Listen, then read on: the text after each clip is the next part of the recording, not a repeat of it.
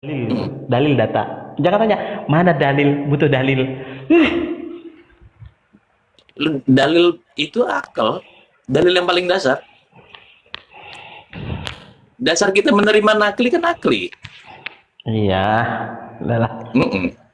Nah, Allah berkomunikasi kepada Nabi itu sudah dengan bahasa Arab atau tanpa bahasa Arab, Bro Malik? Buka Ibrahim ayat 4. Iya, menurut Bro Bilisani Malik kaum. yang Bro. Mm-mm. Maka Allah menyampaikan wahyu itu dengan lisan bahasa kaumnya. Bahasa si nabi itu berasal. Oh. Nah, karena nabi dari Arab, ya bahasa Arab Al-Quran itu. Nah, begini, Bro Malik mempercayai sesuatu karena dia tertulis saja begitu di Quran. Padahal, secara fakta yang terjadi, sahabat-sahabat mencatat Nabi ngomong. Jadi mushaf.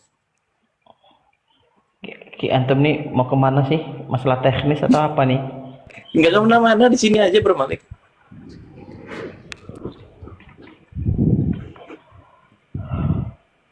Atau mungkin begini, kita kan juga dalam proses pembelajaran itu kan tidak boleh ada yang namanya pemaksaan segala macam. Kalau memang Bang Malik masih merasa bahwa ada batasan-batasan dalam penjelasan, kalau ada rekomendasi teman muslim yang lain boleh, atau apa ya namanya ya, Enggak. ini ya, UI ya, Enggak, jadi Paguyuban gini. Ustadz Indonesia gitu. Kalau ada di Paguyuban Ustadz Indonesia bisa diundang gitu, biar supaya kan ini gitu, belajarnya juga enak gitu. Atau gini Bro Malik, menurut Bro Malik, wahyu itu pengetahuan yang husuli atau huduri? Ada kenal istilah itu aneh. Alusulah nggak banyak ngenyek gitu. Loh, kok ngenyek? Ini tuduhan ini ngenyek. Nggak ada yang bagian ngenyek. Kebetulan Berarti aja ya, Kiki kan. secara nggak langsung Nggak Bang Malik mutakalimin pengen, gitu, nggak main. secara nggak langsung Bang Malik pengen bilang Kiki ini Islam progresif gitu. Maksudnya terlalu progres gitu. Nyek. Oh nyek gitu ya. Iya. Kita bisa serius nggak sih Ki ini, karena gue beneran baru yang gue tahu selama ini hanya Beneran, gue pengen itu kalau serius. Allah. Cuma harapannya bahwa dalam diskusi yang serius tidak saling tersinggung gitu. Tidak saling menuduh bahwa yang satu ngenyek, yang satu enggak ada tuduhan gitu. Kita kan bahas secara teknis. Ini kan Basul Masail.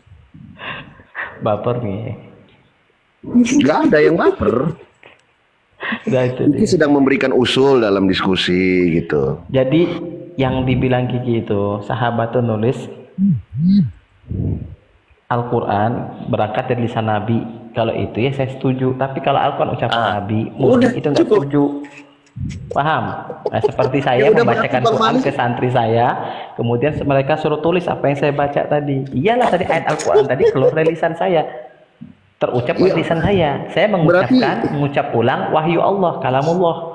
Kalau gitu, Berarti Bang oke. Malik setuju itu Bang Malik sama Kiki. Kan Kiki bilang itu dari tadi. Al-Quran itu tuh kan kalimat Iya. perkataan Nabi. Setuju dong Gue berarti. konsisten dari tadi begitu, nggak berubah. Kalau ya itu ketika dituliskan ini dalam bentuk yang kita lihat sekarang, oke. Kambin kalau kata Majid. Enggak, justru kita yang menerima aja bahwa Majid Allah kemana langsung ya, Kang? berbicara bahasa Arab kepada Nabi, itu kambin. Nggak ada dasar rasionalnya. Aneh ya. Maksudnya Bang Malik bilang lagi diskusi sama Rex dan sama kambing gitu. Kenapa? Nggak ada kambing di sini, yang ada cuma Kiki dan Rex, hampir pasti dan Rex. Nggak serius. Kalau berarti begini, gini dulu. Kalau gitu aku tarik yang lebih dalam dulu deh, Ki. Aku tarik yang lebih dalam dulu. Sekarang gini.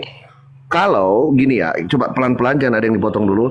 Saya mendengarkan nasihat dari orang tua saya, oke? Saya baru merantau nih, jauh dari Bukit Tinggi datang.